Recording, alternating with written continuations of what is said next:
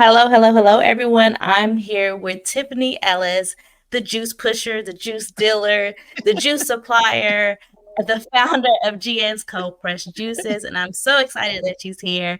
Tiffany, tell me who you are without all those titles. I'm laughing at the juice pusher, the juice supplier, and all of that. And I want to first thank you for even asking me that question because if you had asked me that question 5 years ago, I would not have been able to answer it. Primarily because most of my life I identify with my accomplishments. So I always introduce myself as what I did, what position I held in corporate, and that is how my esteem was kind of evaluated. Um, a few years ago, I went through a process of not being in corporate and having to figure out who the heck I am. And it allowed me to really start to understand like who I was without all the titles. So now I would say, I've been and I am a creative person, and I've always been creative since childhood. I'm a person who loves to speak. I'm a person who seems to inspire people by just being authentic and honest about what I've been through and how I navigate things. And I'm a person who loves really hard and really values relationship. And I'm someone who just believes in like being as honest as possible, as often as possible, and just doing your very best. And it's me in a nutshell. So you said doing your very best. I know your sign. So let everybody know what your sign is. I'm So a they know Virgo, where of you're coming from. course. When you think Virgo, think Beyonce. And we have a lot of Perfected it similarities, I all. think. Yeah. Yeah. Perfect. Taking your time, perfected it all. Very That's right. strategic. That's what you said. Yes. Very strategic. So Yeah. with you doing your best and that being one of the things that describe who you are, one of your characteristics, how has that been incorporated into how you are showing up as the founder of GNs?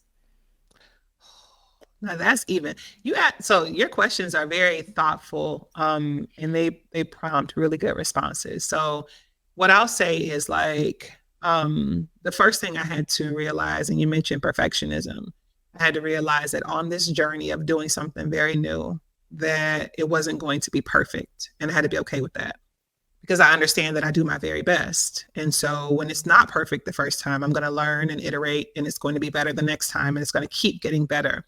And I think that is really clearly illustrated if you look at like when we started last year, 2023, I made a label on Canva. I printed it myself. I was just kind of figuring it out. Nothing had ingredients on it. But I knew what good looked like in my head. I knew the vision I had for the company, at least to that point. And over the course of the year, you started to see the vision get clearer and clearer and clearer. And it became more aligned with like who I am. But I never believed in not working hard. I don't care if I had the fanciest labels or the cheapest labels. You're going to get the best product because I believe in doing my best. I'm going to choose the best ingredients. I'm going to take pride in the service I give my customers. I'm going to make sure they enjoy the juices. And so I think when you think about how it shows up in my business, it's just me standing on everything I said and allowing my customers to describe me in the way that I describe myself without using those words, because when they give reviews and they say, her customer service was amazing, her products were top tier, you're describing me without me having to tell you that because my work makes you feel that way. Does that make sense? It does. It makes a lot of sense. Um, I have that same sentiment. Now I'm not a Virgo. I'm a cuss baby. I'm a Leo Virgo cuss, so you never know what Okay. you're gonna get. Um, so I definitely strive to do my best. And it motivates me to continue to pursue my business like you. I also have a full-time job, so it helps me want to reach my goals even more because doing my best means I'm going to reach my goals regardless. It may take me a little longer sometimes than I want to, and it Yeah. may not be the way that I want it to look, but I know as long as I can, at the end of the day, I'll say this even in my 9 to 5. At the end of the day, if I can go to bed at night knowing that I gave y'all my all, then I'm okay with that. Even if it didn't come out with the outcome that I wanted. Mhm. So what motivates you to pursue your goals when you're faced with adversity or uncertainty? I know Someone I'm told me all up in the business. you all up in my business. No, so it's funny, right? Because I had this have you ever heard of like the human design and like your energetic Hmm. blueprint? And okay, so my girl Ashley at Capture Your Dreams coaching did my energetic blueprint and kind of went over my human design. And for my whole life, I have been like, I go through things and I persevere and then I come out better. But I'm like, why am I always going through things? It was driving me crazy. So one day she told me, your energetic blueprint, like your human design, is that you're going to go through adversity. And that's how you're meant to experience life because you're a great teacher. So you teach best from personal experience. And as you go through things, you are able to teach from what you've experienced and learned. I would say that when I was younger, I always felt like life was happening to me. I was like, why can't I catch a break? Why is something always going wrong? Why is my life like this? But I didn't stop. I just kept going.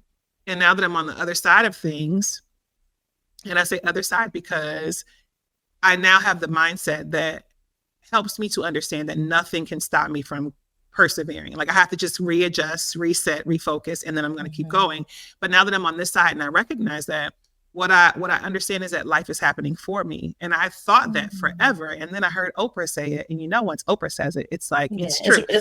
yeah. So, so Oprah said literally like life is not happening to you, it's happening for you. And I can't think of a single situation I've been through, and I'm 41 now, that hasn't in some way served me along my journey, either in teaching me what not to do, teaching me what did work, teaching me what kind of people to look for. Like everything has always served me for my good. So I just push through and I ask myself, what is life teaching me in this moment? And I just keep going. That's it. Oh, I like that life is happening for you. Um, with life happening for you, okay, I got another question because you said something that really made me think about it. You said life is happening for you. Do you think that GN's juices is your purpose? I think helping people heal is my purpose. And I think Okay. GN's juices is one of the many modalities. So um, if anyone who knows my story, right? If you look at, I would say I ran into purpose in 2018. Actually, purpose snatched me up. I didn't run into it. It snatched me up by 2018. That's when I really realized like, oh, this is for real. Because before I had been leading people and I knew that I had purpose in leadership just because I led people different than the folks who were around me, and the opportunities that I created for my direct reports and the love I had for them and just the passion I led with. I knew I was different, right? But then once I got out of corporate, when I had to figure out like who I was without the titles, I also started to realize that like at the core of who I was someone who just really wanted to like help people, support people, provide for people. I had this nurturing, loving like spirit. And so I started building all these things. The first thing was called Pods NPR. And it was basically where we took like podcasts, almost like a book club style. And you would listen to the podcast. We'd come together over like mimosas and food, and we discussed the podcast in book club style. And it was so effective, right? Then I started a podcast as a result of that. Then I started having different live discussions and hosting events where I'm bringing in therapists and clinicians, and we're talking about healing. COVID happened, and I worked with Shantae Jackson, the homegirl therapist. And every week throughout COVID, we held 2-hour virtual conversations around life, happiness, healing, and all the things. And then from that came the juices, right? And so when you take a step back and look at the aggregate of all the experiences, what you see is healing conversations, healing circles, healing resources. So I realized that like my life purpose has everything to do with me helping people to heal and learn and grow. And that's just going to be expressed in different ways through the different gifts that God has given me. Yeah. I like that. Oh, look at you. I never knew. I talk to you all the time and I never knew all this stuff. No. Oh, yeah, Lindsay, listen, like when I tell you it went down, it is so, this is how I know God is in the midst of it all. So we were having in-person events. I started Pods NPR in Dallas, Texas. That's when I was living there. I moved from Dallas to Tampa. I hosted it there. And then people, because I used to live in Atlanta too. So folks in Atlanta were like, when are you coming to Atlanta? And I'm like, I wasn't planning on it, but okay. So then I went from Dallas to Tampa to Atlanta. And then folks I knew in Miami were like, well, when are you going to host one in Miami? So in like 6 months, it was in 4 different places, right? And it was well attended. And then COVID happened. But right before COVID happened, I was sitting in a co-working space and God prompted me to open a Zoom account. And I don't know why I bought this Zoom account. At the time, I didn't understand why I did it. I promise you. Mm-hmm. And I was talking to my husband about it, and he was like, try to cut down on expenses, because I wasn't working in corporate at the time. Try to cut down on expenses, and I was like, cool, I got it. But for some reason, I just felt like I was supposed to do it. And then fast forward a couple weeks, COVID happens, and now I can't host my events in person anymore. And so me and Shantae were like, well, we're going to do this virtual. So we literally had an event called the Virtual Connection. And every Friday from 6 to 8, it was 50, 60 people. It was folks everywhere. Folks who didn't even attend the in-person events were on the calls. And so many people got so much healing from this work that we were doing. And at that point, I was like, this is how I know that it's meant to be, right? Like, it's purpose work. Like, it isn't just feel good. It's really intentional. And yeah, I think that was like the catalyst for GN's Juices, to be honest. So it all aligns. Like, you were doing the virtual meetings, and now you're giving people something that they can tangible, that can to go with their healing, right? And the other part of it is like the icing on the cake is I was buying juices from this other juice company for years. And again, my very frugal husband was like, you need a juicer, figure out your own, you spending too much money, blah, blah, blah, all that stuff. Okay. So I moved to Dallas and I took a class to learn how to make cold pressed juices. And I used to make juices every single week for my family.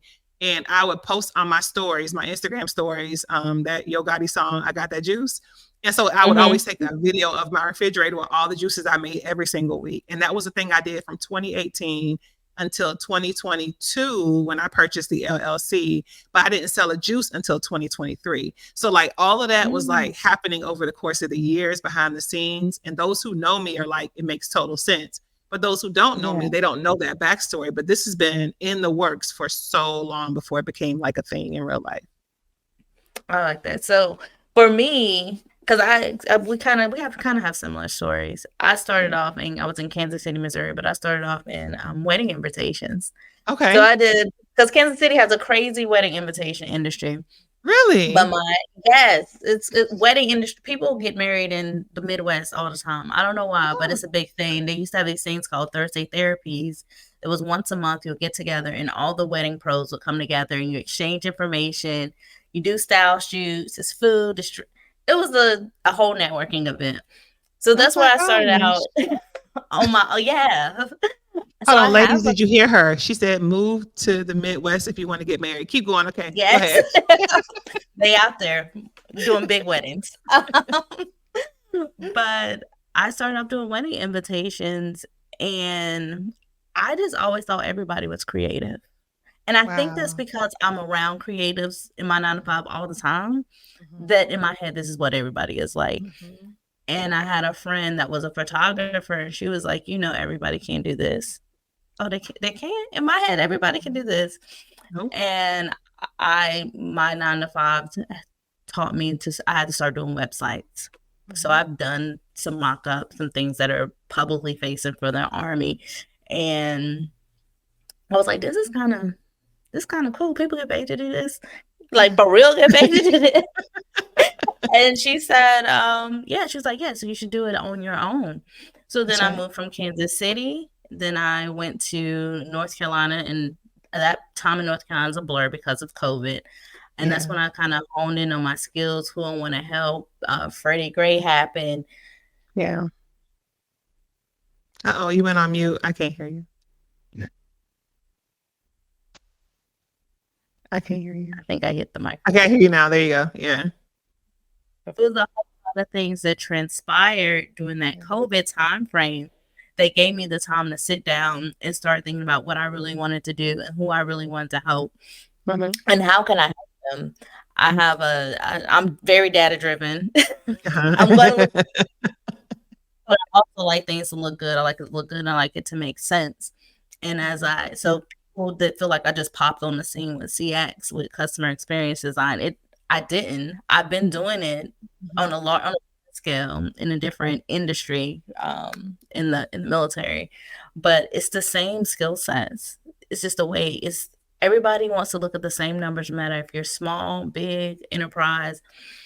The numbers are what's going to help you, but you also have to look at your customers and see what's helping them move the needle. And so I've been doing this for a while, but people don't see it because when I'm doing it in uniform, you're not going to see that. I'm just doing, but when I'm doing it for myself, then you see all the intricacies that goes into it. So yeah, people just think, and they don't know. And you know something, you have to learn how to tell that story, right? So that's something I had to really learn too. I received an opportunity in 2022 to plan an HBCU conference for Amazon. I work for Amazon. And we pulled together over 200 college students from HBCUs across the nation and hosted them in DC for 4 days.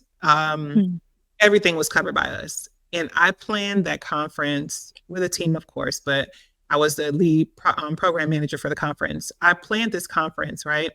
And anyone who went to the event will tell you how immaculate the event was. And I'm not just saying this because it's me, because I love myself a little bit, right? But I'm saying it because it really, it was a great event. But I'm sharing this because that started with the pods and PR events that I was planning for myself, right? I did that when I was out of corporate. And then when I got in corporate, the same skills, like you mentioned, that I needed for myself to create things were the same skills I needed to create things for one of the largest companies in the world. And when I was prepared to host this event and I thought about all the intricate details and like yourself, realizing that not everybody is creative. We're like literally our own breed of people. Creatives are. Yes. We are. But seeing all those skills come together, it made me realize, like, thank you, God, that you're giving me a platform to test my effectiveness in different spaces, to learn lessons on not just someone else's dime, but time, and also benefit from their resources. And then the time to refine my craft to make it look the way I want it to look, because, you know, your time at your job is allowing you to kind of hear from that voice of that customer and really hone in on what they're looking for. But then in your own business, you're going to get the chance to kind of implement what you know works. You're going to know what doesn't work, and you're going to have this new set of skills that you can now kind of take and just really make it your own without the guardrails of having someone else's opinion kind of guide your work. And so God is so intentional in how he nurtures his creatives to make sure that we have what we need to stand on our feet once we're, you know, on our own. Yeah. Ooh, girl, you look at you. Dropping jewels while we out here. Okay, so I do have I have 2 questions. It's fine. Yeah, you got me. One I want to know is, can you share a pivotal moment or experience that completely shaped who you are in business today? Oh, that's a good question. Like, your questions are really good, Lindsay. Like, very thoughtful. A pivotal moment. What I will say, I don't know that I can attribute who I am in business to one moment. What I will say is that I've been in corporate America since I graduated college in 2005. Really, I was working in corporate before I graduated, 2004. And I've been a consumer of products or services from small businesses forever. I'm intentional to do that, right? And so over the years, I collect experiences, things that really wow me, things that really wow me in a good way, in a bad way, you know, things that really make me want to spend my money, make me want to share my experience. I think about the things that make me feel a certain way. And I've taken all of those experiences and I've kind of segmented them into how I want to run my own business, right? And so I think about like the best experiences I've had and I say, how can I top that for my customers? I think about the worst experiences I've had and I say, how can I make sure my customers never experience this? And then I learned from Amazon the need to be customer focused and customer obsessed. And I Yeah. understand that working backwards from what your customers want will always ensure that everybody gets what they want from the relationship. And so that's just kind of how I lead my business and my life. And it wasn't intentional, but I find myself implementing a lot of the things I've learned through my jobs in my personal life. And it just becomes a way of how I live now because of that. So Yeah, I did a retirement ceremony for one of the guys on my team at work on Friday. And one thing about me is I'm gonna always cry. me too. You're kindred spirit. I'm gonna cry, so it's okay. And I let them know that I'm gonna cry. Y'all gonna be fine. But I do believe that it's like you said about your customers. I also believe, like, as a leader and as an entrepreneur, and as you gain your team, I'm only as good as they are. Mm-hmm. And I may be the face and I may be the one that everybody gives the credit to, but I'm only as good as they are. So I think, I know, not even I think, I know that's why I cry when they leave. That's right. Because I'm only as good as y'all are. And it's not me doing the stuff. It's because y'all do the stuff so well and it makes us look good. So you care, right? Yes, all the and I get up there and I tell them every time, like, I promise y'all I'm gonna try to hold it together, but then I'm crying like 2 words in. So just it's okay. But you see, so listen, Lindsay, like what you just said, that's what I'm talking about. Like when I first started leading, I remember getting feedback from my mentors that I cared too much. I remember somebody telling me, prioritize results and not people, right? And in my head, I was like, but if you prioritize people, you're going to get the results. It just I couldn't make it make sense, right? And so like, that's a superpower because now what they're calling that is emotional intelligence. And now companies are paying a lot of money to test your EQ and to train you on EQ, but you possess that naturally. And that is why you have the connection to your people. It's a gift. Not everybody has it. And so sit in that and like be grateful that, like, you know, God gave me the gift of emotional intelligence. He gave me creativity. He gave me a love for people. And you're always going to be a successful leader because you have those gifts as long as you're willing to trust them and listen and be a good person. And good is relative. You'll always be successful. You will. Yeah. I agree. Yeah. Woo! Because I told them in my career, I remember when I was getting to the point where I was about the rank that I'm at now, I was about to make it. And I told people, I don't want that rank. Because because I care too much. Because usually when you see people in the Army, what they portray on TV is you're going to be loud, you're going to be cussing people out, you're going to be crazy. That's just not my persona. That's not who I am. And if I got to be that, I don't want that. Yeah. I don't want to be that. But I've been lucky and I'm grateful that I've had leaders that have allowed me to not have to be that. And I've progressed in my career and I've been able to lead very successful teams. And I've been able to cry in my uniform and tell them it is what it is. And keep crying because you're bringing the human aspect to leadership. You don't have to be this like stone-faced person who doesn't have emotions. That's not leadership. And it's okay. Like you need different kinds of leaders in every space. That's the whole point. You talk about diversity and inclusion. So I work in diversity and inclusion. Like people think it just has to do with race. No, it's a difference in leadership style, a difference in thought, a difference in life experience and exposure. Like your leadership style is necessary because not everybody can handle a leader who's going to be screaming at them, but some folks are motivated by that. Right. So there needs to be diverse voices at the table. Yeah. So y'all know that's a little known secret. I'ma cry. I cry too all the time. So would you say, and this will be my last wrap-up question, is 10-year-old Tiffany from Florida proud of you? Oh my God. I just posted about her today. Actually, I think that was like, I think the little girl I posted today might have been, let me see, second. And then they said that was 7-year-old Tiffany.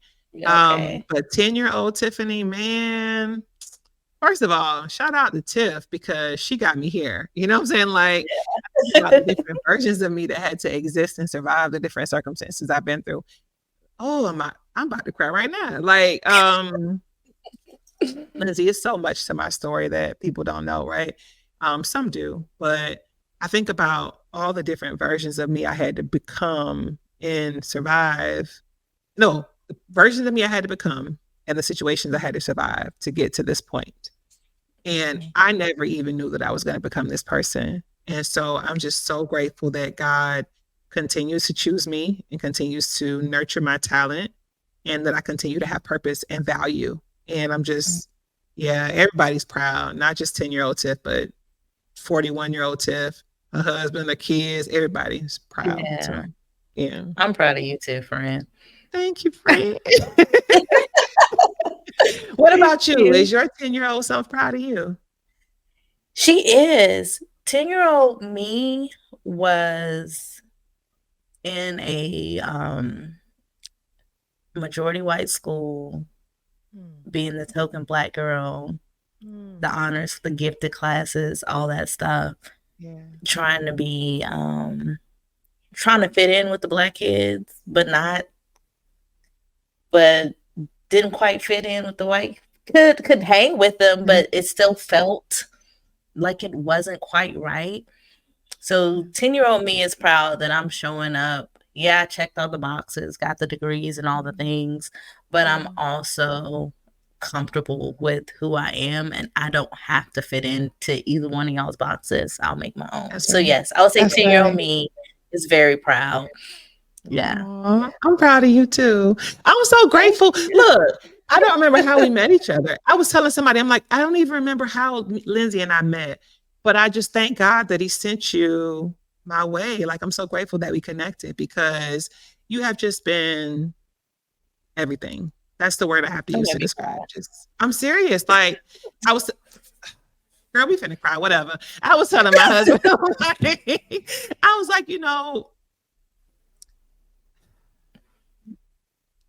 you. That's all I can say. Oh, you're welcome. Thank you. Oh my goodness. Yeah. I don't have tissue. I know. Me either. No, but seriously, what I'll say this. You are talented, Lindsay, and your heart is so pure, and you are sincere, and you are very caring, and you are so about your business in a way that is just very refreshing. And I want to thank you for that because the world needs that, right? Like, people need goodness, and you are good. So thank you so, so much for everything you do. I wish you like unlimited prosperity with your business. And I just know that you're going to reach heights you probably can't even imagine yet because God has a tendency of blowing our minds. And I want that for you. I do. Yeah. Thank you. I'll give you a hug too. You too. I'm gonna come see you. Next time you come to DC. Somebody came up here and didn't tell me. I was kind of salty. Next time I got you.